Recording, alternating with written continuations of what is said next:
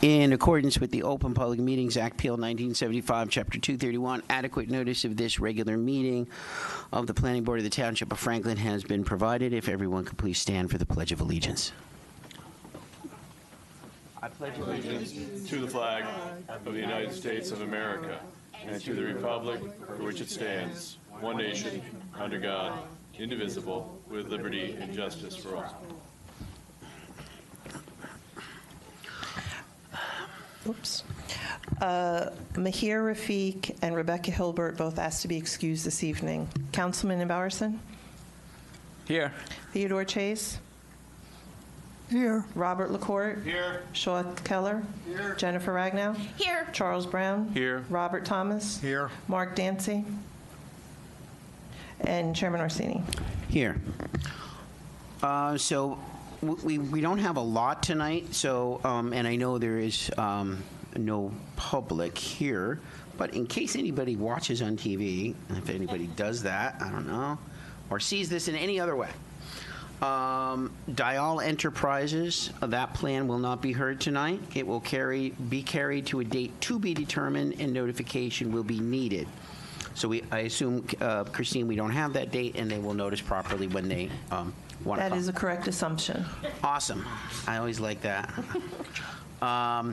Atrium LLC, that is carried to July 16th, 2025, with no further notification needed. So if you were going to want to hear that application, Atrium LLC, 500 Atrium LLC, then be here on July 16th.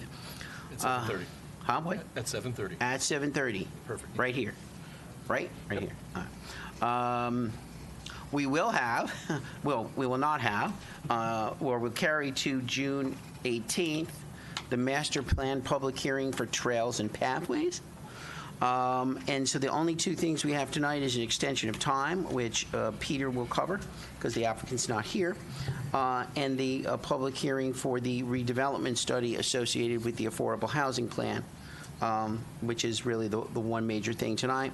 I'm sure you're all going to love it. I know I did, so I'll be eager for you all to hear it. So with that, turn it over for the extension of time. Sure. So, good evening, Mr. Chairman, members of the board. We did receive a request for a one-year extension for an application, which is PLN-20-000008, 789 Hamilton LLC. They received preliminary and final major site plan approval with variances in 2023.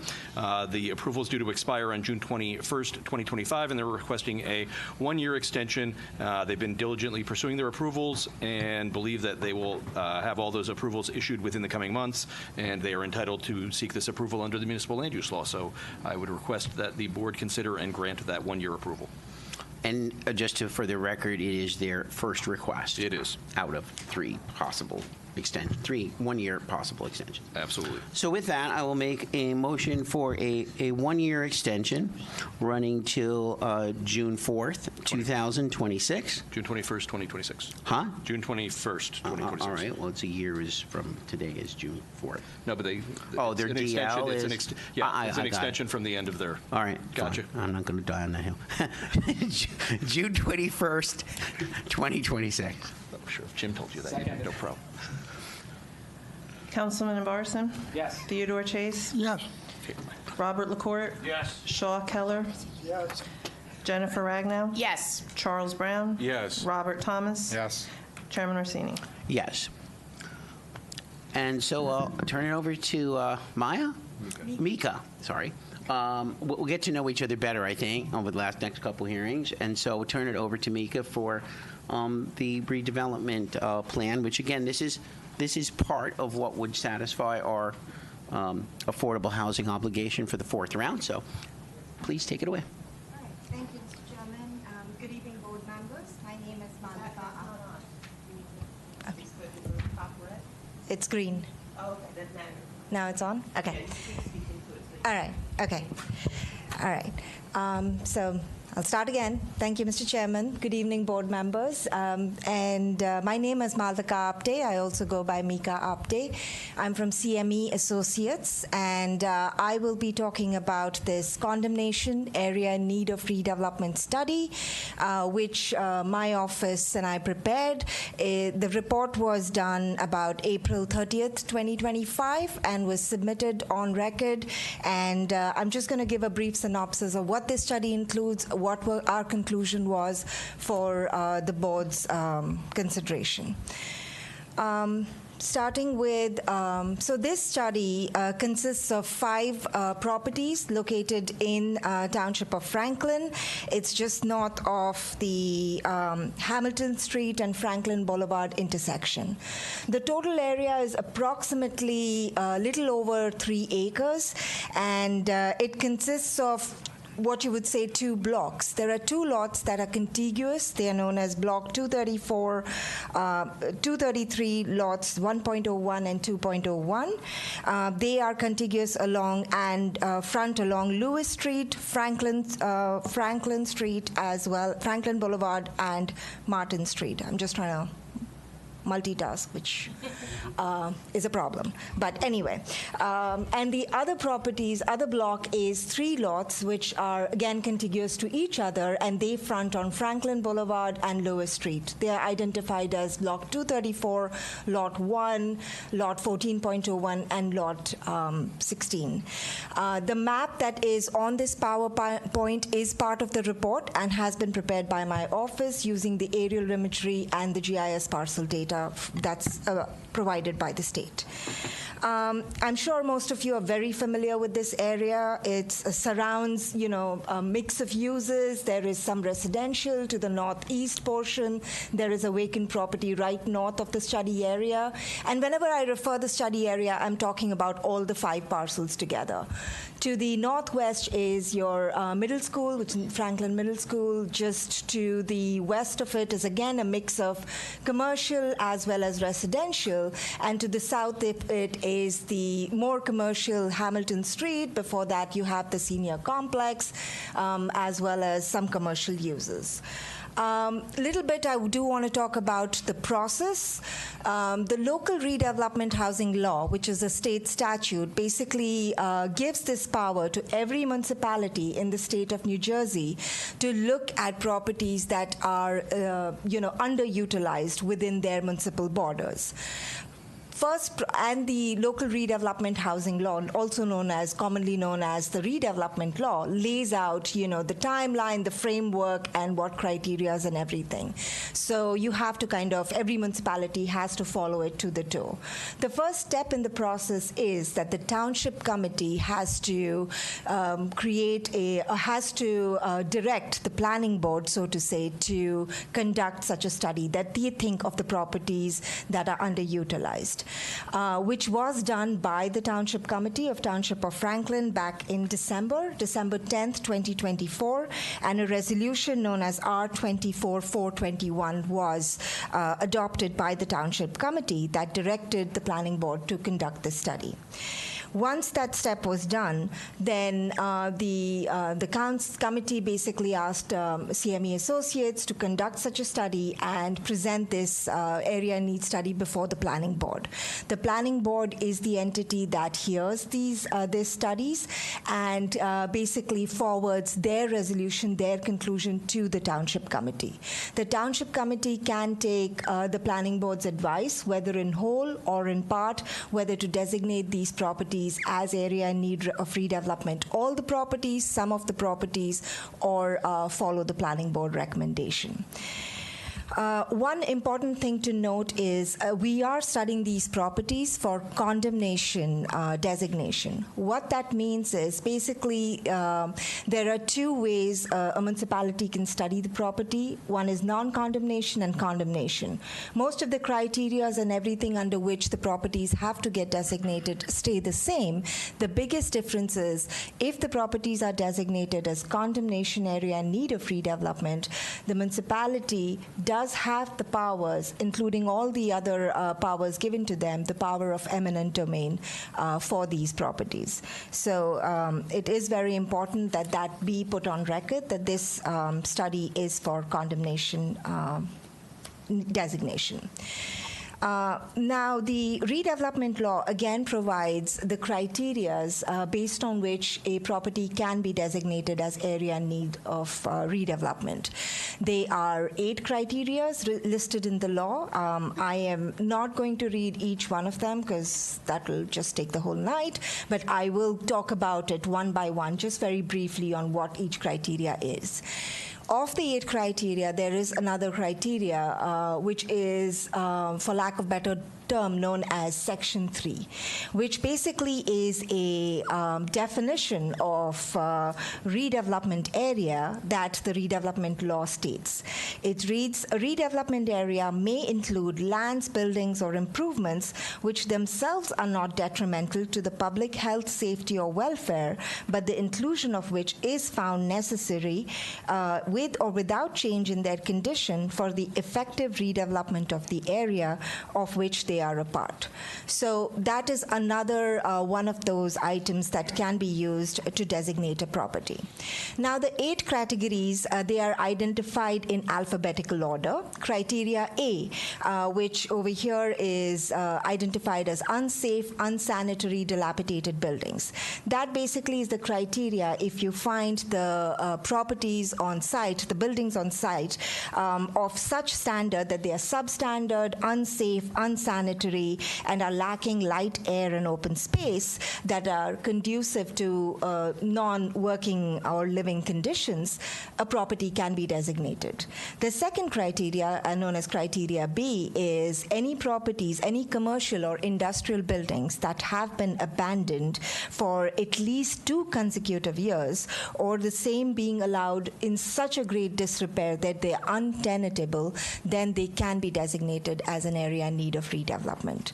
The third criteria, criteria C, is for property that is owned by the municipality, the redevelopment agency, or any public entity such as county or local housing authority, or is an unimproved vacant land and has remained so for a decade or more because of certain reasons, such as, you know, it is quite remote, it doesn't have a road frontage, or it has topography issues or nature of soil, and is clearly not able to be developed just through private capital alone because of the fact that it has remained vacant for such a long time, can be designated under criteria C. The criteria D, which is areas with buildings, over here known as the obsolete layout and design, which anything, a site or buildings are of such obsolete layout as per the modern land use standards, can be designated as area in need of redevelopment under criteria D. The fact is you have to prove that they are detrimental to the safety, health, morals, and welfare of the community. That is criteria D. Criteria E is showing that the property has remained stagnant or has not been developed because of, you know, title issues or some kind of diverse ownership or things like that, that it is not contributing to the overall, you know, community and is detrimental to the public health, safety, and welfare of the community. That is criteria E, also known on this as property ownership and title issues. Then you have criteria F, which is areas in excess of 5 acres that basically recently did undergo some kind of natural hazard, such as storm, cyclone, or man-made hazards such as fire, tornado is not man-made, sorry, or things like that, and they have dilapidated beyond, their assessed value is much less. That is criteria F. Then you have criteria G, which is your urban enterprise zones. As I'm sure all of you are aware, the state does create these urban enterprise zone in several communities throughout the state. The important fact to note is if a property is getting designated under criteria G, you cannot designate it as condemnation area in need of redevelopment. So those powers are not allowed under criteria G. And then last is criteria H, which is smart growth consistency. This criteria is, your property is in an urban area or in the PA1, the state planning area, where infill development or growth such as this is kind of recommended by the state because of the existing infrastructures and so have you. And you do see that this site can be developed and contribute to smart growth planning principles. That's criteria H. So in a nutshell, these are the 8 criterias and section 3 under which a site can be designated. Now, redevelopment law says the site has to meet only one of these criterias to be designated as an area in need of redevelopment. So moving forward, that was the general, process and what we are doing here today. So basically, now I'm going to present to you our study, what we discovered on each of this property, and what we think is the applicable criteria for these properties to be designated. So we'll start with Block 233, Lot 1.01. I'm trying to see if I can. No, I can't. Let me just go back to the main. So that's this property, this not a regular shape, it's an irregular shape property. It has frontage on Martin Street, little bit of frontage on Franklin Boulevard, as well as frontage on Lewis Street. So this property is approximately it's about 1.13 acres. The front and along the Lewis Street of the property is unimproved. I mean, it does have some kind of paving and parking area on it, but the one along Franklin Boulevard looks like there was a building at some point and was demolished. I believe the property records say that demolition happened around 2017. Towards the eastern part of the property along Martin Street, there is an existing dwelling on the property which is boarded up and dilapidated. As part of this study, we also do review any kind of township records, including zoning violations, code violations, building permits, any kind of land use applications that happened on this property. The study revealed that there were a couple of emergency response calls on these properties, around 5 within last 5 years.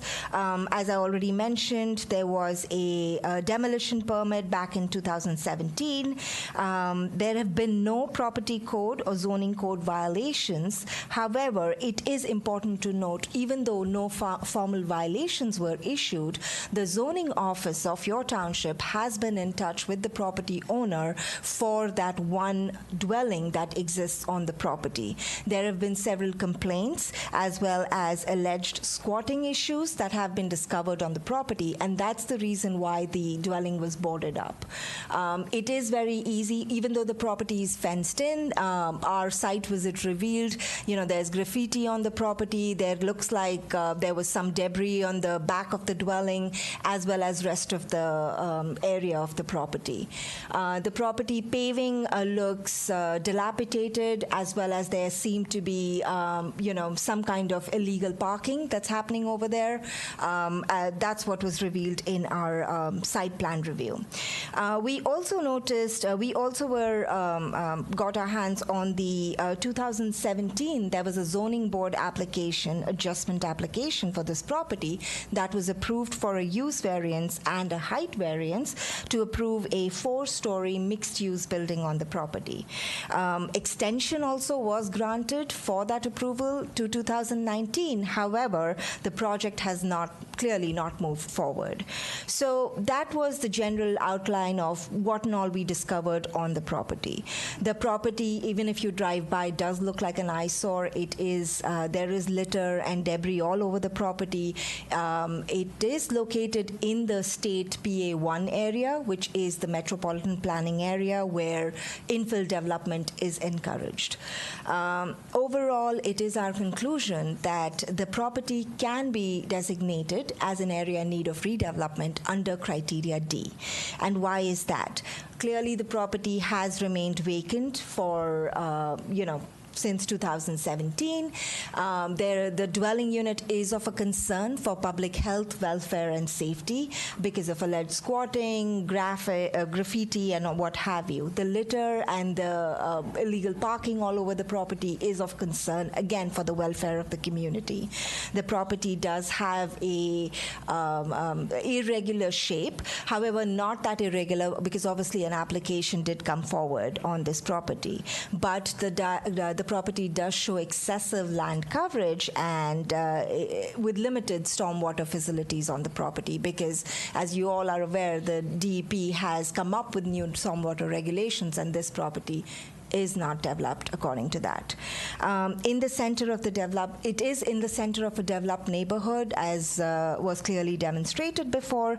This vacant, dilapidated site creates a concern for general public health, safety, and welfare. And it is my opinion that this property can be designated as an area in need of development under criteria D. Sorry. Before we move on to 234, which is, I think, your next one, maybe this is a good time to just see if the board has any questions regarding anything you've said so far in terms of the overview or anything specific to Block 233, lots 1.01 and 2.01. I have no questions. The only thing I can say is you probably pick out maybe more than just one of the statutory criteria other than D, that would also fit. So I'd say maybe basically a few of them fit this area. It's clear there's no use right now on the property whatsoever. It is just vacant and nature tends toward entropy, so whatever it looks like now, it will look worse as time goes by. So. But just want to open it up to the board for anything before we go too far, if there's anything with this specific. Charles? Yeah, I got a few questions about your methodology, your approach to this work. Respectfully, I don't know what goes into doing it beyond what you've said, but okay. Have some simple questions. Number one, was any outreach and engagement done with community or people in the surrounding area beyond trying to reach the owner? So in terms of outreach and community, again, the redevelopment statute states it has to be a public hearing. There is a notice given out. The notice is sent out to within the 200 feet property owners also. The study is kept on record for 2 weeks. The notices are sent out for 2 consecutive weeks, as well as the property is kept on record for 10 days in terms of if any public or property owner is, has questions or is wants to review the study. So that is done, and again, it's a public process. All right. Relative to crime in the area, what sort of threshold are you using to determine when a property has, could be deemed a severe amount of crime or criminal activity on site? And also, what's your definition of graffiti? So in terms of crime, what we do is we look at the emergency response calls. We get that information from your police department as well as your fire department in terms of what type of activities that happened. Clearly, that is not the only crux unless the crime happened on the property, which is why I talked about, again, no formal action was taken, but there were reports of squatting, alleged squatting, and what have you noted on the property, because of which the dwelling was boarded up back in, I believe, in 2019 onwards. So is it fair to say that you perceive squatting as a public threat? It is for the general welfare and community of the neighborhood. Just want to also, Franklin is one of the things I love about it, extremely diverse. Unless I missed it, I don't see any sort of demographic analysis within your report talking about historically, why such areas in the city would have such disinvestment and a lack of maintenance in it? Are you considering the history of this area as to why those buildings are the way they are? So in terms of demographic study and disinvestment, again, the idea, the redevelopment law gives the power to the municipalities clearly to see if there are underutilized lots all over the municipalities that should be studied and then brought back to get developed and invested in. So this is a tool that is awarded to municipalities to kind of create that opportunities for municipalities to do that. The idea behind studying, your any applications that happened on the property or, any kind of public record is to try and find out why this property hasn't been developed in the last 10 years. Clearly, why such and such, like this site that we were talking about did have an application and it didn't get developed. Why it didn't happen is things that, at this in this study would be difficult to kind of find that out, because that would involve talking to the developer or talking to the township or what have you, and might just be for economic reasons. Right. But today what we are looking at from the municipality point of view is to develop this property and probably create investment to create, a proper land use over there, so it's not a neglect. Yeah, I understand that. I just wanted to know if you considered the adverse impact that could result from this sort of analysis, absent you're looking at the history of the area and the concentration of poverty and people of color in the area. For it not to be part of the report speaks as if, it's normalizing the experiences of black and brown and low-income people in that area. There's a chance that if we concentrate development in that one area, it could, perpetuate more segregation, and it could also lead to displacement of lower-income people in the area, given the increase in value on that property and surrounding areas. And so that's why it's important to denote the history in the area in the selection of the properties, because it doesn't impact everyone the same. Fair point. However, this study was just to analyze these properties. I mean, obviously, what would come after that on these properties would again be a public process in terms of redevelopment plan, what should be permitted there, what should not be permitted there, and how these properties are developed. So this is not like the end of the bite of the apple. The planning board will still get to see a plan, will still get to see the site plan and what have you on this property. Thank you. And Charles, maybe your question is, maybe I assume too much in terms of what the rest of it. So there's been a subcommittee for affordable housing of some of this board, obviously sub-quorum. And this property is one of the properties that will ultimately be used for our affordable housing plan. So I think not that that plan is, there's any vision yet for the development of this area, because like Mika said, this is really the first step. But what you'll see ultimately come out of it is, instead of a blighted commercial area, the township, one great thing about a redevelopment, so redevelopment in this town, let's face it, has not always been associated with something positive. I think this very much is. The great thing about a redevelopment area is it gives the township the ability to dictate what goes there. So this could be, and because of the way the finances would work, this could be 100% affordable development, 100%. It could be some very low, it could be some senior, it could be a mix of whatever we would want it to be and you'll hear more about that in 2 weeks when the affordable comes. But this is a part of that. It gives us our the most flexibility, and it gives us an area that I think we really could. I mean, it would be obviously affordable housing. It would be residential, like what it is, or like what the surrounding uses are, and so I think a lot of the questions you're asking, which are excellent, you'll be pleased with the answers, and this board will certainly get a chance to shape what that looks like. Yeah, and Mike, I just want to sew that all up. As Mika said, this is only one step. The step today is This is a redevelopment study, and it's somewhat of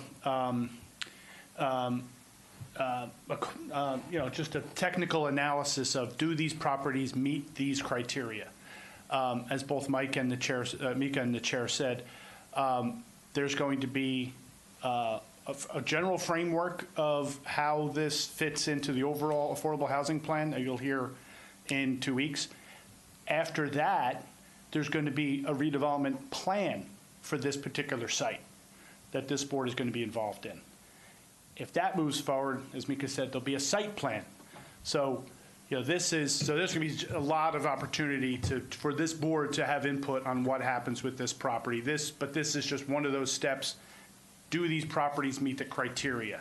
That's really the purpose for tonight. Yeah, and so what I'm attempting to do is plant the seed to express concern regarding the approach and how we end up with a concentration of properties in one area of town. So yeah, and I think that's a really good question. Right, and because in here's 2 the weeks, thing. You're going to hear the plan and see where the different properties are and what the plan is for affordable housing. Right. So just want to let you know that will forever be a question as we go throughout, because of the concern, to the chairman's point. I'm more in favor of mixed-use housing than a concentration in one area. I understand that we have an affordable housing piece that we need to meet, but again, you don't want to see it all in that one area as well, again, perpetuating the status quo there. So just want to look objectively across town to ensure that when you're designating a property as such, that you've considered the history of that place and what may be informing the reasons why it's disinvested. Okay, definitely. Thanks. All right. So shall I move to the next property? All right. Yes, yeah, unless the board has any other questions, yes, please proceed. And great questions, Charles. And again, I think you'll be pleased when you see the whole plan. But please continue. So I do want to put on record the second piece of the property in this block itself. It's block 233, lot 2.01, which is that office, everybody knows it as the old post office site. That is just adjacent to this property. I don't know if you can see my cursor, probably not, but it is on the picture on your screen right below one that shows the location of this property. So it's right adjacent to this irregular property that we just studied. This property is currently developed as a commercial office building with a parking lot. It does have, again, frontage along Franklin Boulevard as well as the adjacent property. There is a plaque on the building that shows that it used to be utilized as a post office earlier. It is the office building and the parking lot on our site visit does appear to be maintained, well maintained. There are no property code or violations, and there are no construction or building permits at this point on this property. There was some emergency response, but they seem to be right, of natural causes. There's some complaints, some disputes, and things of that nature. In 2016, this property also received a zoning board of adjustment approval for a use variance for this site to be used as a job / career training school at the site. The project was approved, however, it was abandoned and did not move forward. We did a couple of site visits, and every time we are at that site, the office building as well as the parking lot does appear to be empty. 1 or 2 cars were only noted on the property. However, this property does appear to be well maintained and kept up with in terms of maintenance. Overall, the property itself doesn't meet any of the 8 criteria to be designated, as it doesn't appear to project any kind of public safety and welfare concerns. However, if you see the geography of the lot 1.0 1.01, which is an irregular shaped lot, and lot 2.01, which almost fits together like the Tetris game piece, it would create a a wholesome redevelopment plan for that block, and the zoning controls as well as a redevelopment criteria that would redevelopment plan that will come out of it would be created in a more cohesive manner with a proper geometry, and that's why we are recommending this property be designated under Section 3, which was the definition I read earlier, which said that even though the property itself doesn't create any kind of public safety or health concern, however, inclusion of that is required for a wholesome redevelopment plan of the property. And that's why we are recommending lot 2.01 of this block to be included and designated as an area in need of redevelopment. So that completes my block 233, which just included these two lots. Chairman, should I move forward to the next one? Yeah, go on to I thought we were actually done with 233 in the sense that they were sort of all lumped into that commercial kind of vacant part. Yeah. But yeah, let's move to 234. Okay, thank you. So moving on to block 234, this was the block that's north of the property. I'm just going to go back to the map to get everybody familiar. These are these three lots that we are studying. They have frontage along Franklin Boulevard as well as Lower Street. So I'll start with lot 1, which is this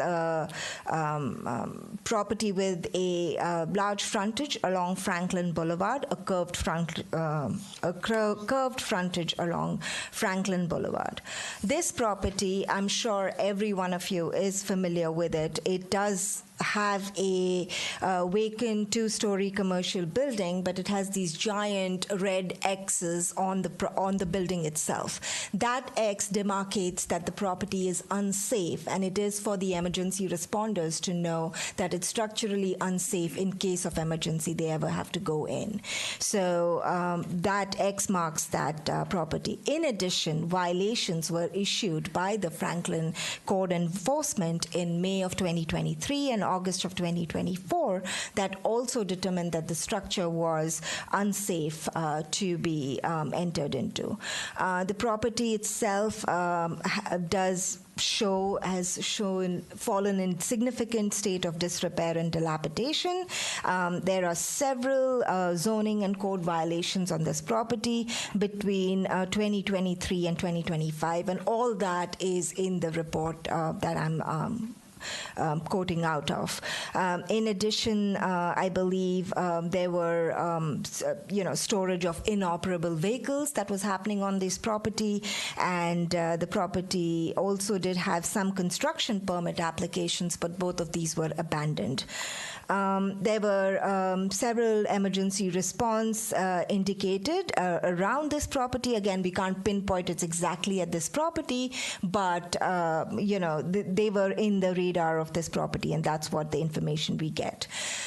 In 2015, the planning board did approve a site plan for this property to be used for as medical offices. The site work actually did begin on this property based on the work permits that we reviewed. However, it appears somewhere around 2018-2019 that was abandoned.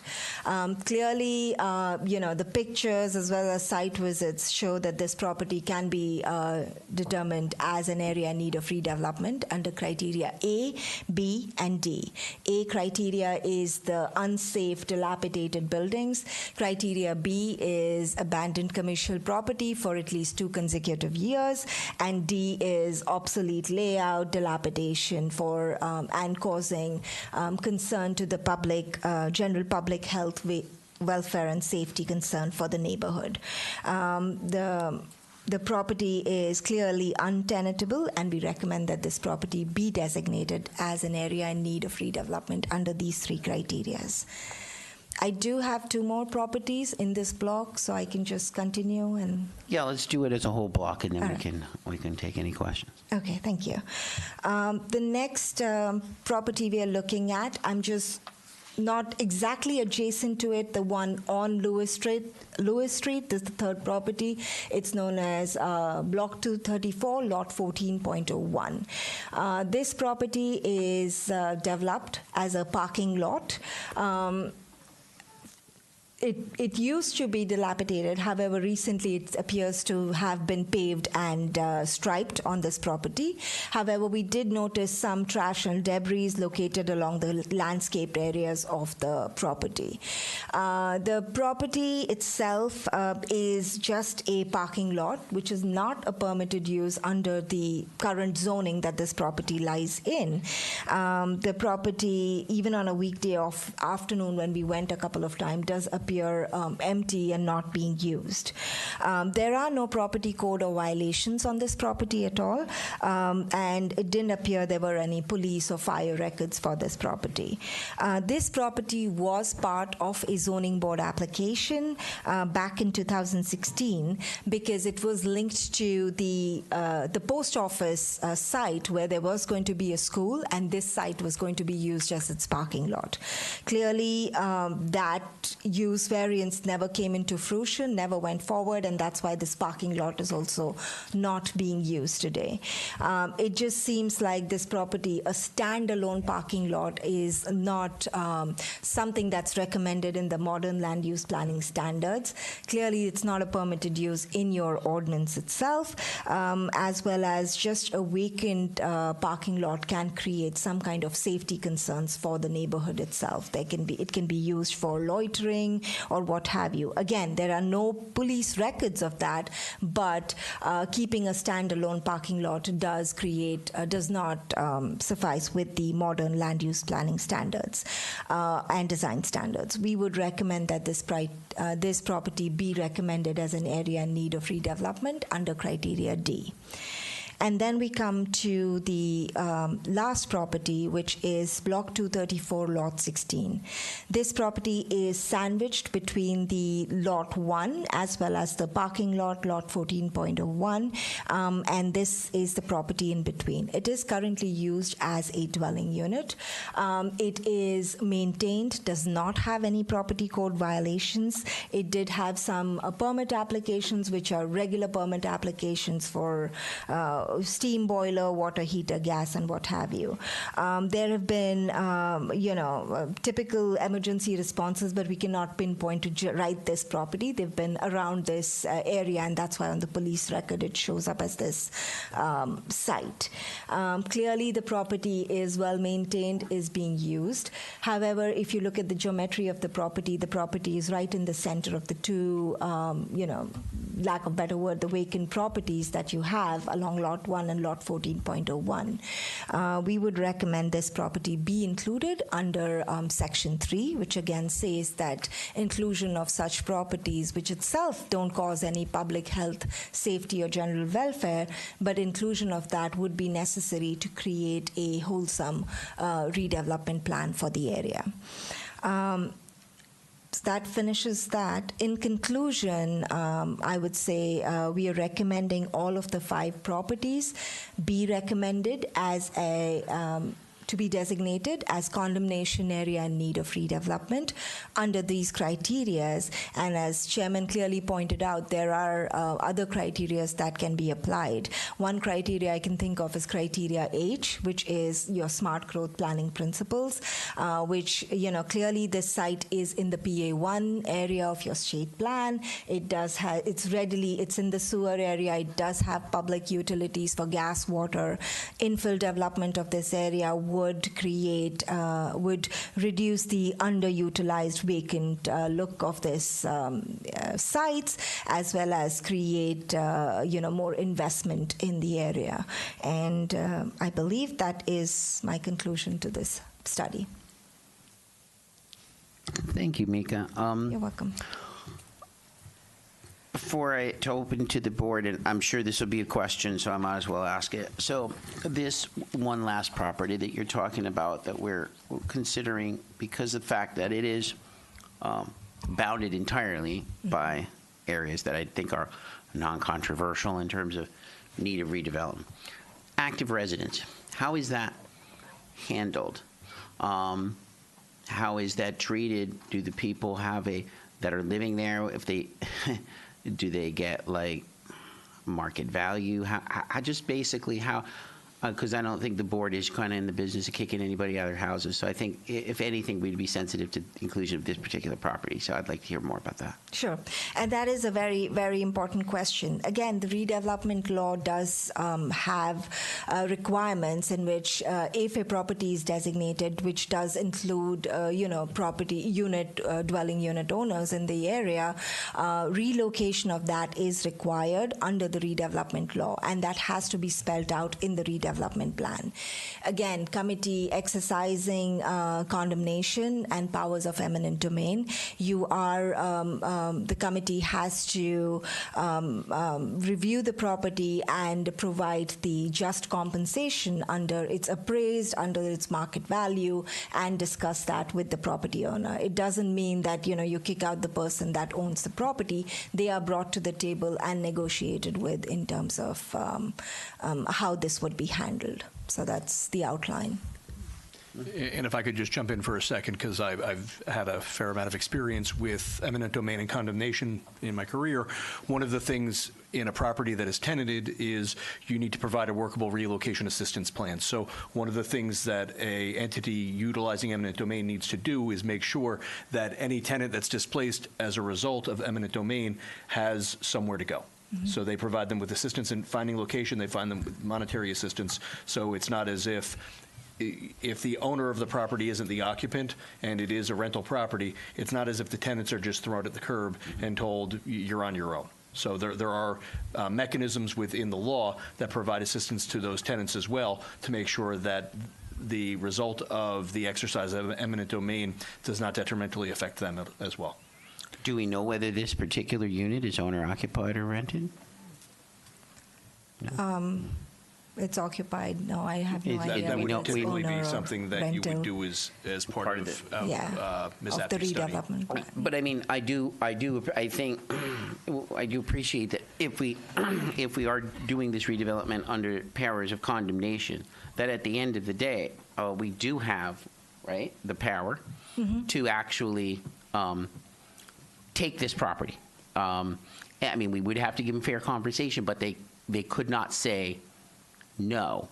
And I'm sensitive to that because I think of the movie Up, right? But yeah, you'll know what Jen knows what I'm talking. But yeah, I mean, I guess another way to ask the question is, I'm not averse to including it in the redevelopment area. Because it makes sense as a holistic. You want a contiguous piece of property. You don't want somebody like sitting. But that said, I mean, I'm sensitive to somebody's rights to occupy their property and know what's around them, and they will know what's around them. So the way I'm going to ask the question is this: should we not include this particular property, or should we not? Should it not be accepted, or however you want to phrase it? Should it not be included in the redevelopment area for whatever reason? In your professional planning opinion, do you think that the remainder could still be a viable redevelopment area for what the township has in mind? So in terms of what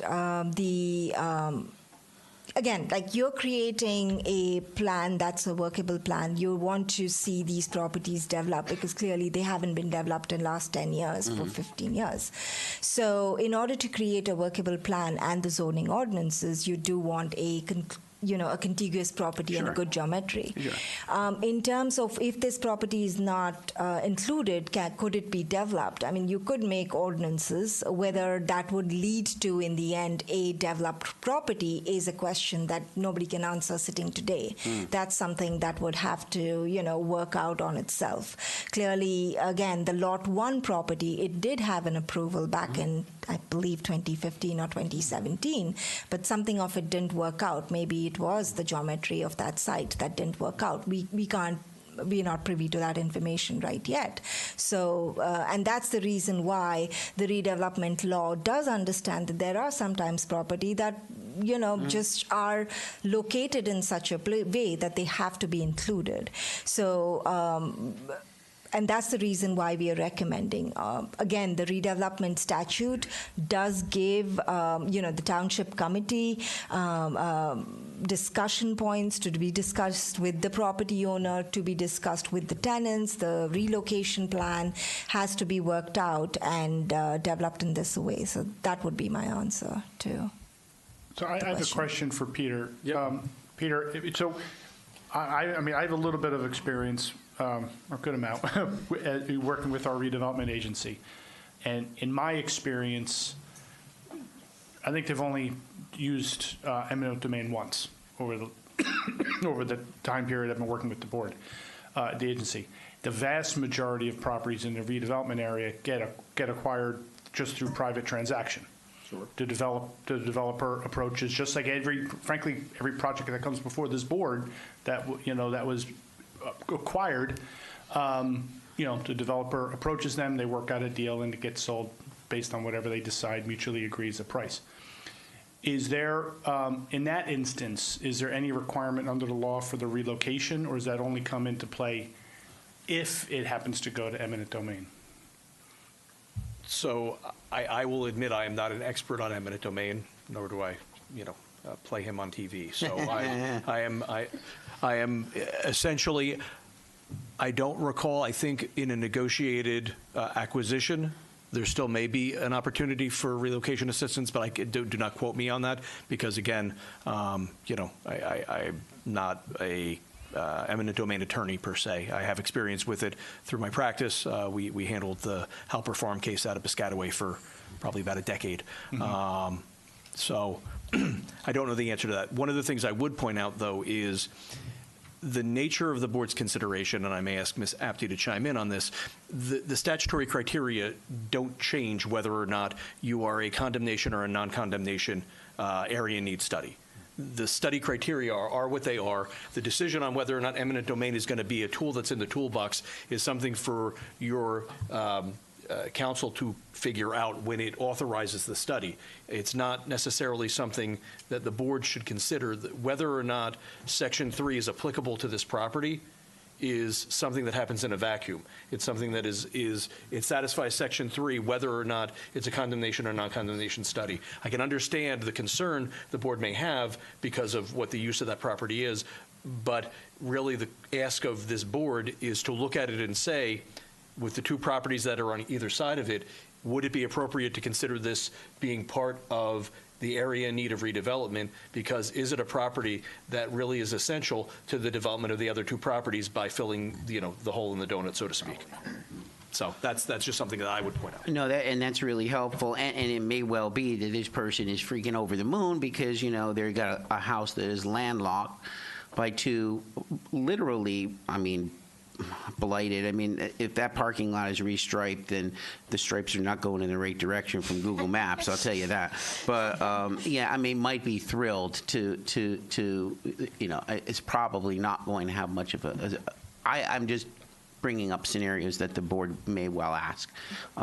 But yeah, it's clear that it probably should be part of the overall consideration because of the fact that it does make you can't have probably not have like a donut hole like Peter put it, but I'm just throwing out scenarios because I know that I think all of our minds would go that way. And that's understandable. Chairman, I have a comment. Yes, and then Jen. Go ahead. No. So Peter, that was really helpful clarifying that. I just want to ask at this stage in the game, the owner of Lot 234, Lot 16, do they know that they're being talked about right now? Do we have that information that they are aware that?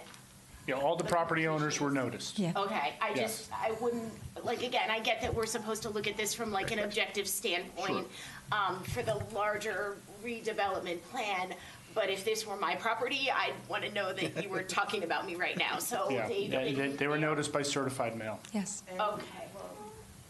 And two of the properties actually were in some type of tax lien situation where someone bought into it. So those tax lien people are also notified by certified mail because they have some interest in the property as well, because they came in and say they were behind, $100 in water, they paid that, and then they can make payments on it until it gets up to where they feel they want to foreclose on the property. So they were noticed by certified mail as well. Okay, I just want to make it clear that if we're talking about this parcel of property, the owners of this property, because there's clearly someone living there, are aware that their property is in the very nascent conversations of redevelopment. Sure, and just so you understand, the nature of the notice that goes out is required to indicate that condemnation is a tool that can be utilized as part of a redevelopment of the property if it were determined to be an area in need of redevelopment.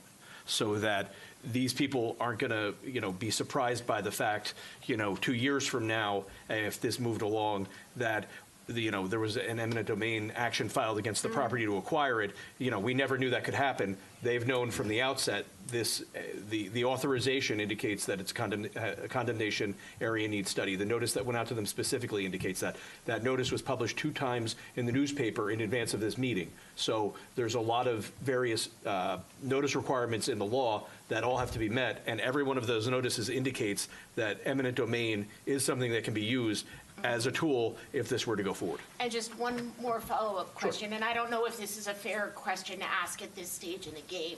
Do we know if, in particular, these owners have said, hey, nobody's here right now? I mean, that says something to a certain degree, but do we have any information that these owners have said, hey, we'd like to talk about this, we've got some concerns? I don't know the answer to that. Okay. Like I said, I get that that's not necessarily a fair question at this stage in the game. Well, I mean, 6 months ago, a year ago, the owner of the property of the one really dilapidated building reached out wanting to talk about his options, and then I never heard from him.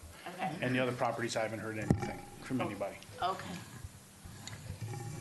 Ron? Yeah, so I have a comment on the tenancy situation. Typically, the leases for tenants, if in fact there's a tenant, it's probably governed by, the tenancy is governed by a lease between the owner and the tenant. The leases usually have a beginning date and the end date. So the owner could technically negotiate a deal where at the end of the lease, the tenancy terminates, or offers a month-to-month lease. Tough. They can throw them out anytime. So I appreciate the concern that the board has about the tenant, but I think the owner's rights. Owners also have the rights, and it's protected by the lease in place. Yeah, no, that's a great point. I mean, and I think, Jen kind of said it. I mean, everybody who owns a piece, somebody owns these properties, dilapidated parking lot, nothing, whatever it is. They all have a right, and so I think your question was really good to help the board understand how they were noticed. But I think in other cases where there have been development proposals that have been given plenty of time to be matured and haven't been, that's one level of consideration. And when you kind of look at an actively occupied house, you have a different level of consideration. I think that's where I was coming from. I think it's where a lot of people would come from. So I feel better in terms of where we are now, and in terms of what the process and the checks and balances would go in terms of this particular property. I mean, I think it should be included from a planning standpoint, which is what we're talking about right now. But I would keep an eye on this to make sure we do right by people. I'll go down to my right side here. I thought I could offer one comment that might make people think a little bit more comfortable about this, because our charge right now is to see if the property should be included in the redevelopment. I just want to draw for a minute on experience that I had, and I think the only other person here might have been Ted Chase also. Renaissance 2000, which is all Hamilton Street, Route 27, became the beginning of the Hamilton Street Business District. that had to be designated as a redevelopment area. As a planning board, we went on a bicycle tour to all the properties, talk to people. And we had to be, it was so dangerous, we had to be escorted by a police officer whose name happened to be Bob Warnlocker at the time. Then we went with Rutgers students who were doing some sort of a study and interviewed people. And one of the things we found out, I'm not going to say overwhelmingly because we didn't visit that many houses, but the vast majority of the people we visited in these homes that were going to be designated for redevelopment were actually happy. If you're a homeowner down there and you're one of those properties that are isolated, you have no way of disposing of that property. And the redevelopment gives you that option. I'm not going to presume to say that we're doing everybody a favor or anything, we're not, but in the big picture, we are helping some of those owners if their property is a redevelopment property.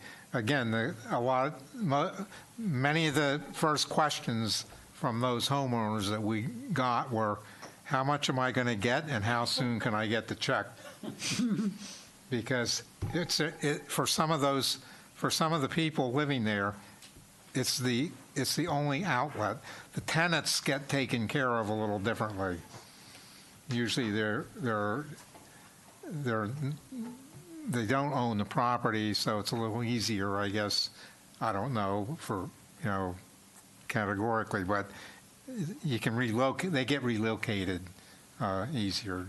But the homeowner down there, and just like if this one house is owned by that person, they might be willing to talk. The whole key here is communication between the township, the people involved, and what we're doing, because it can work out for people.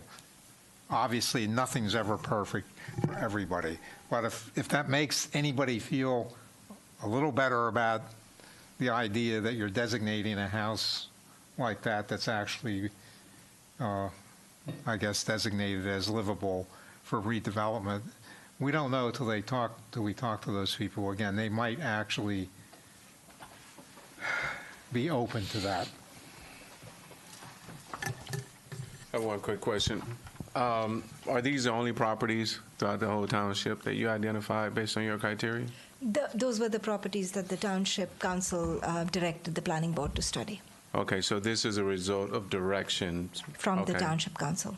All right. So if you had applied your criteria without that direction, are there other properties you think you would have identified?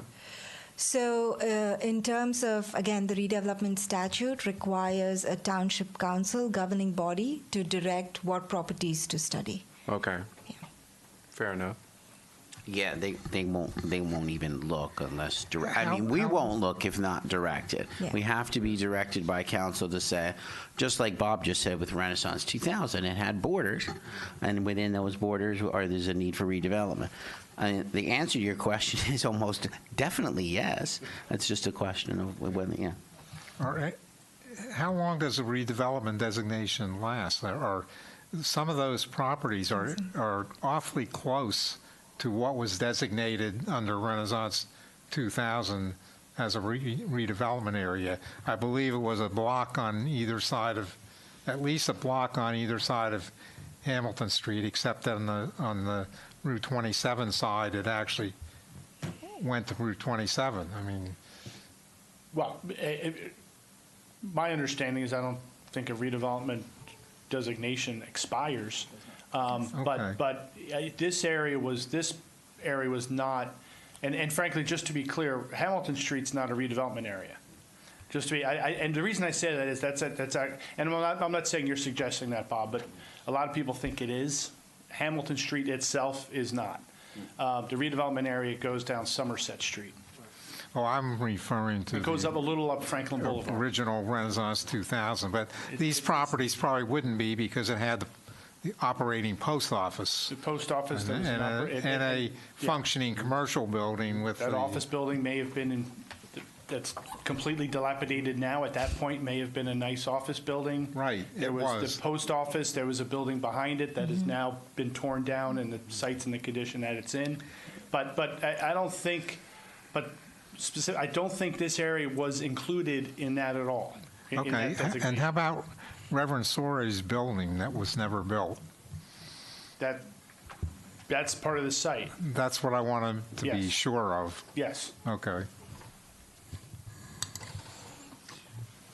I might just comment that the office building on Lot 1 there, when I was first in Township, that was where the office of Stanley Cutler, who was a very prominent Township lawyer, prominent in the Democratic Party, he had his office in that building. So it was a very presentable and well-occupied building at that time. Of course, I'm talking about 50 years ago, but it was. Okay, so there's clearly no, and Bill, I'm assuming you're not going to want to speak. Just let the record reflect there's no public here to open to. And so, Mark, what are our next steps here? It has to be, I mean, the decision, if the board decides that they agree with the findings, it's a resolution. Yeah. Recommend. So you need, Make a motion. you need a motion and a thing today, all right. And I think we would follow up if the board And does so- vote positively. you And so follow up with he, okay, Resolution. okay, cool. So, I'll make a motion, but I just want to, just thank Mika, and I want to thank everybody for, and again, I would just, at this stage of the game, I'm certain that we still have, and we will continue to have as a board, plenty of control over this site. And that's actually one of the attractions of putting it in the affordable housing plan too, is because then we have the ability to make it 100% affordable. We have the ability to do some things that we wouldn't do if it was, private. I mean, we'll be a private developer, but it will be financially a way to get things that we wouldn't be able to get otherwise. There's a crying need for senior affordable housing. Not just in Franklin, but everywhere. So there's possibilities by including this site in the redevelopment plan, including in the affordable housing plan. So please stay tuned for that coming up in 2 weeks. But I would make a motion to approve the redevelopment plan for this area as outlined by CME.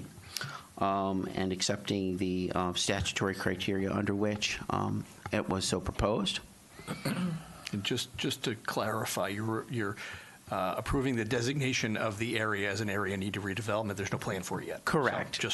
So. The area has been identified as an area in need of redevelopment, and that I believe that it matches the criteria from a planning standpoint that supports that.